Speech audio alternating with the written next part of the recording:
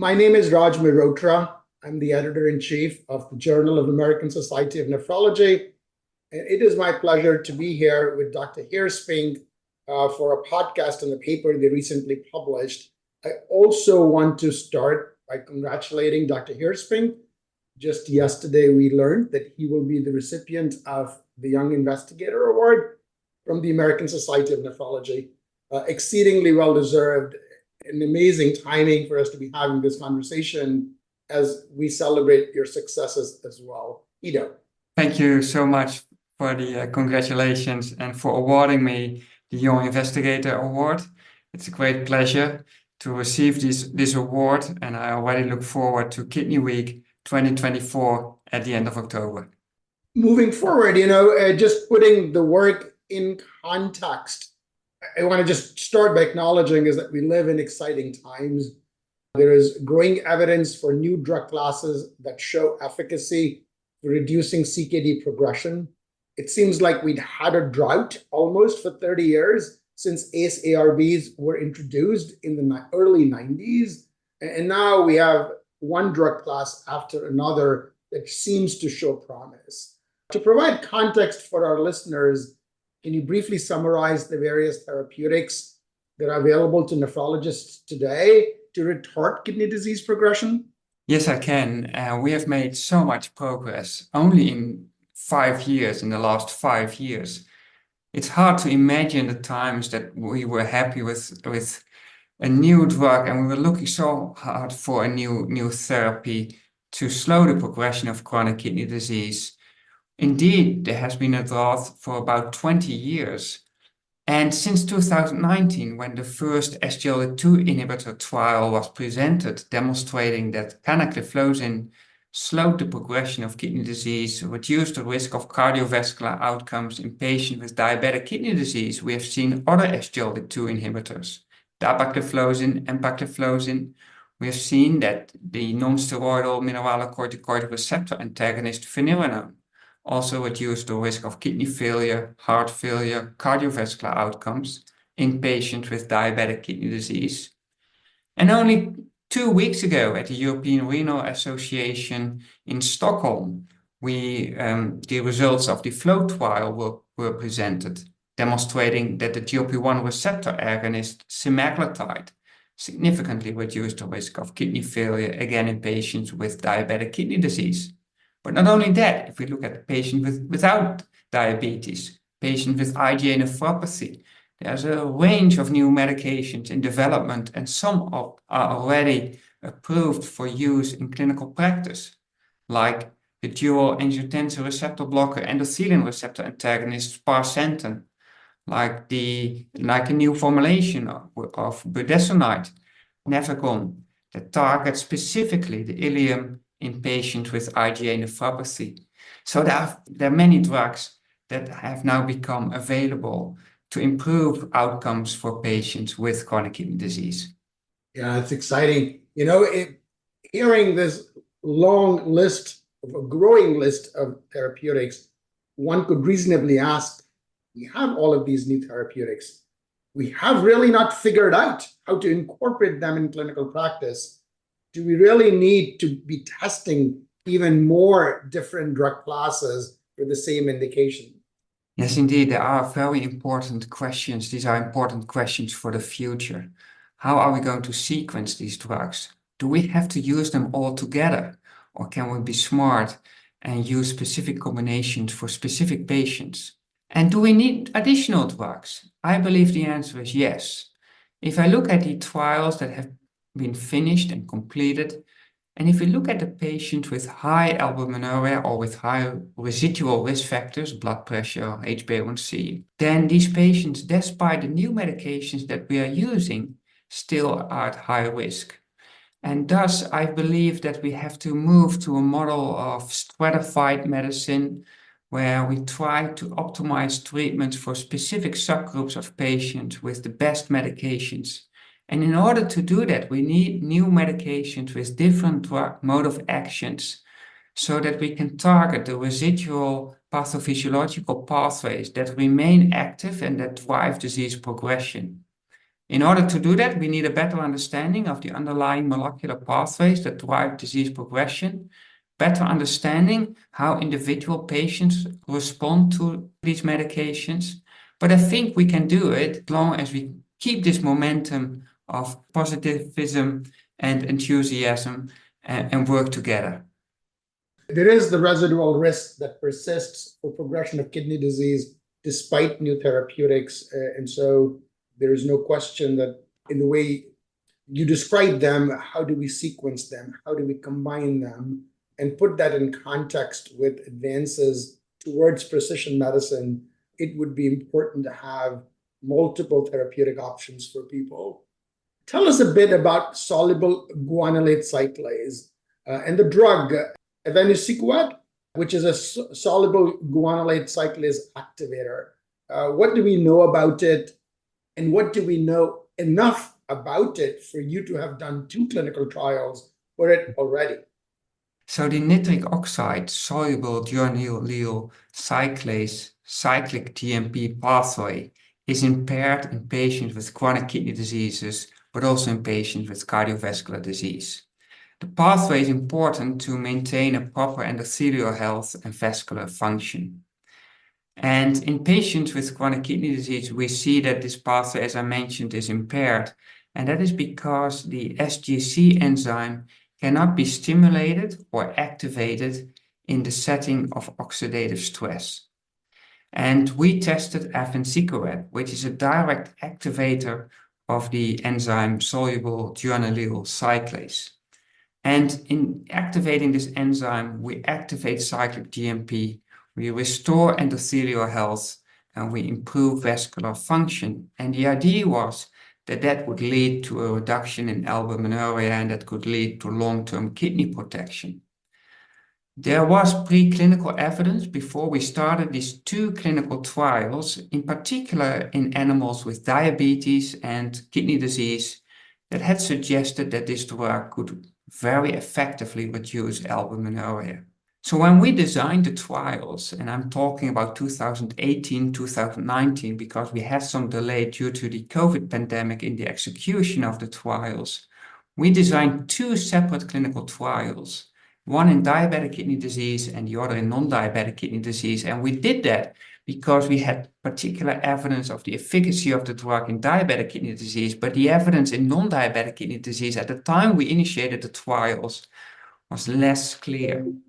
During the conduct of the trials, we learned and we thought that perhaps this drug could also be useful in patients without diabetes and chronic kidney disease. So we pre-specified an analysis where we combined the results of the 2 trials to increase the power and the precision of the effects. Now, at the end, when we completed the trials, it was clear that both in diabetic and non-diabetic kidney disease, Avenciguat significantly reduced albuminuria. And thus, in order to improve precision and better understand the effect of the drug in certain subgroups, we pulled the data and we presented the data in one big analysis, pooled analysis of the 2 studies.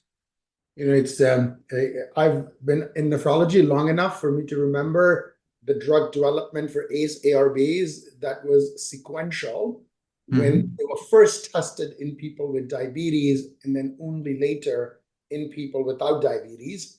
SGLT2 inhibitors, they were drugs introduced to reduce blood sugar and necessarily tested in people with diabetes. Only now do we have studies emerging in people without kidney disease. So I applaud you in thinking, in your forward thinking, in then doing the 2 trials simultaneously between in people with diabetes and people with diabetic kidney disease and people without diabetic kidney disease, making the distinction that there will be some people with diabetes that have non-diabetic kidney disease.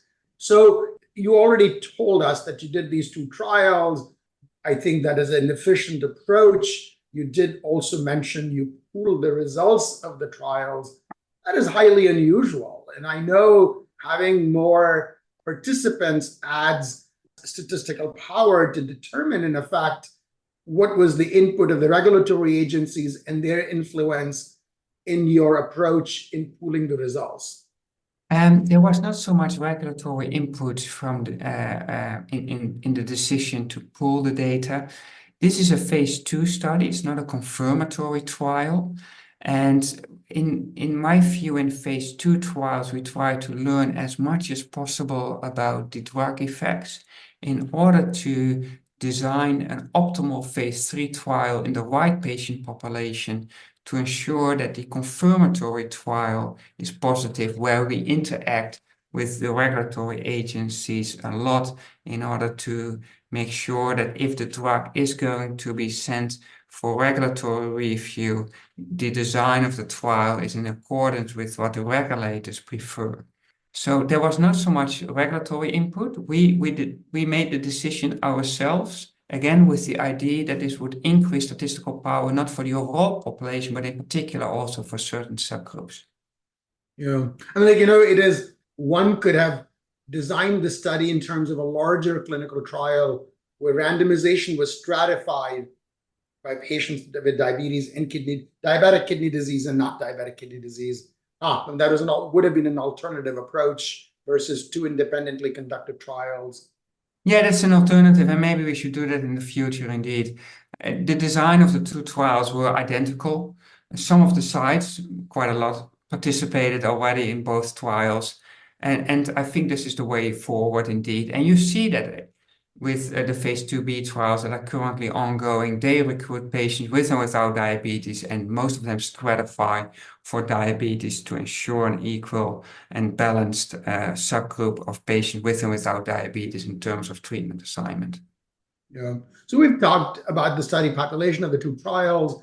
We just started the conversation with that. There's so many new therapeutics that are coming through for retarding progression of kidney disease. Of course, starting with ACE-ARBs, SGLT2 inhibitors, mineralocorticoid receptor antagonists, GLP-1 agonists.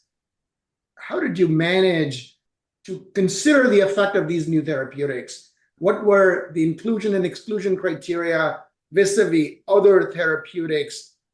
And then are there other ways in which you accounted for the increasing use potentially over time, over the time of conduct of trial for drugs such as SGLT2 inhibitors?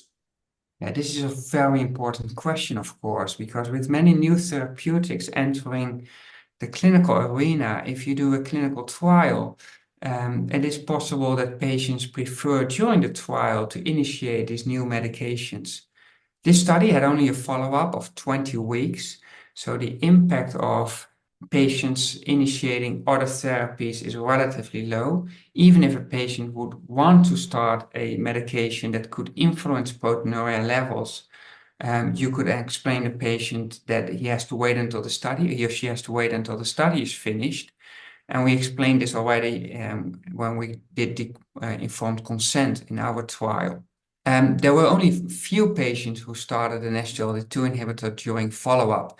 So the impact of SGLT2 inhibition initiation was relatively low. And we also pre-specified in an analysis that we would not include the albuminuria data after a patient had started a SGLT2 inhibitor. As I mentioned, there were only a handful of patients that started an SGLT2 inhibitor, and excluding or including the albuminuria data after the patient had started an SGLT2 inhibitor did not change the result at all.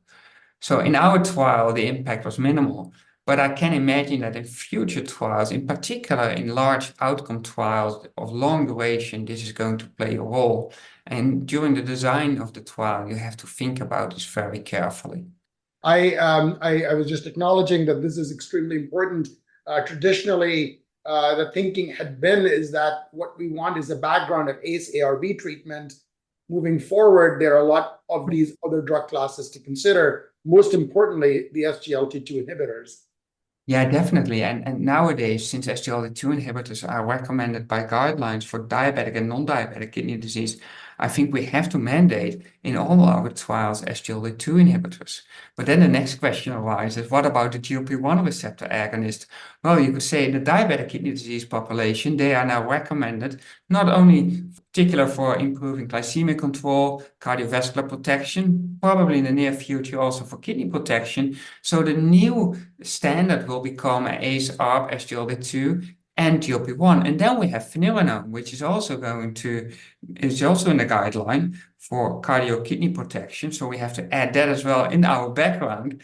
And then there's a non-diabetic kidney disease trial ongoing, FIND CKD with finerenone. So probably in the future, we have already a set of medications that we have to initiate in our patients according to the guideline and in the clinical trials. So the patient have to be treated according to the guidelines. So what is left? That's going to be the question. Yeah, it is. Of course, that would be important to ensure, because what then the answer would be, what is the incremental gain in renal protection, if you were, with new therapeutics over and above the use of existing therapeutics that are guideline approved, that are guideline recommended. You already talked about the outcome in part, like the length of follow-up was 20 weeks. We've been talking that the outcome was albuminuria. In that's a phase 2 study. Were there pre-specified thresholds that were considered meaningful when determining the efficacy of the drug?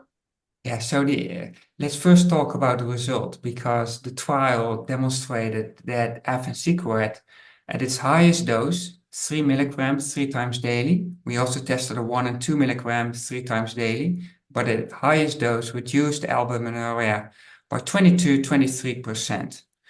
There were about 48% of patients at the highest dose who reached more than 30% reduction in albuminuria.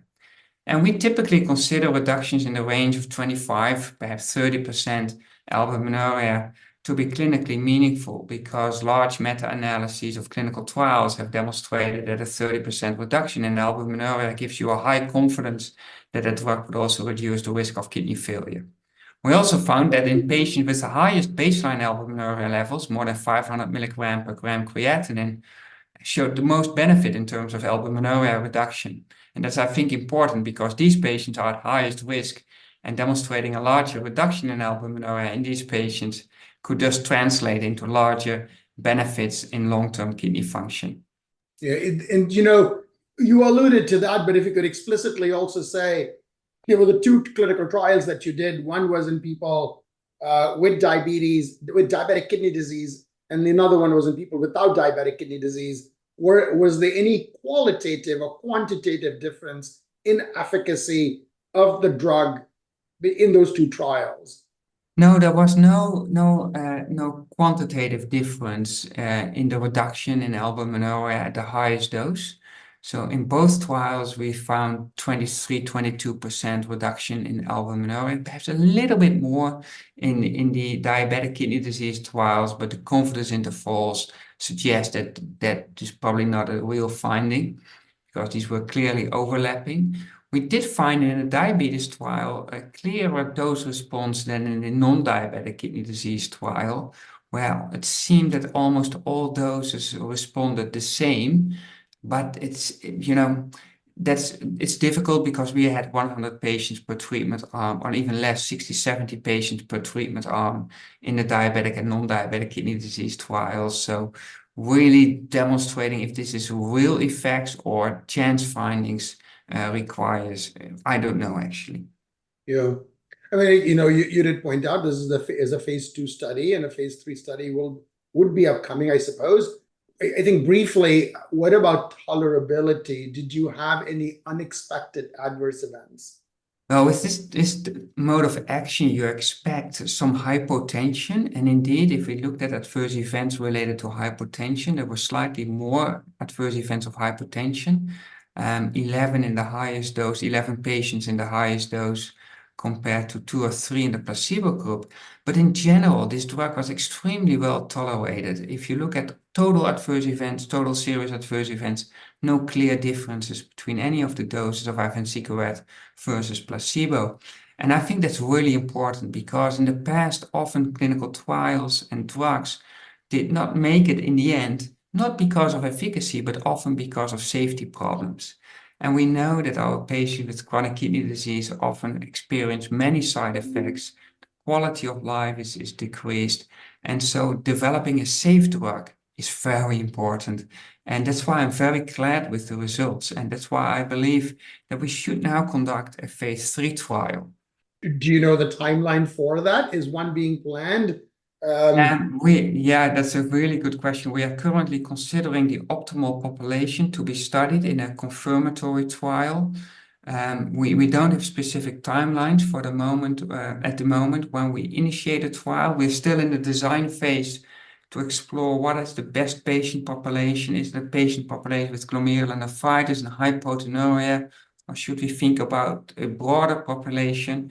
But anyway, we hope to initiate an outcome trial as soon as possible, because I think that this mode of action adds on top of what we already have. And we saw that actually 25% of patients were treated with an SGLT2 inhibitor in this trial, and the effects on albuminuria were the same, irrespective whether patients were using or not using an SGLT2 inhibitor. Thank you, Hiddo, so much for making time to speak with me and for submitting your work at JASN. We look forward to further work with this drug class, hopefully providing yet another option for treating our patients with kidney diseases. Thank you. Thank you very much for having me today.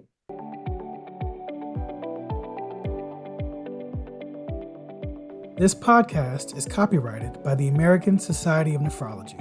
All rights reserved. All content in this podcast is for informational purposes only and is not intended to be medical advice. This podcast should not be used in a medical emergency or for the diagnosis or treatment of any medical condition. Please consult your doctor or other qualified healthcare professional if you have any questions about any medical condition or before taking any drug, changing your diet, or commencing or discontinuing any course of treatment. Thank you for listening to this podcast from the American Society of Nephrology.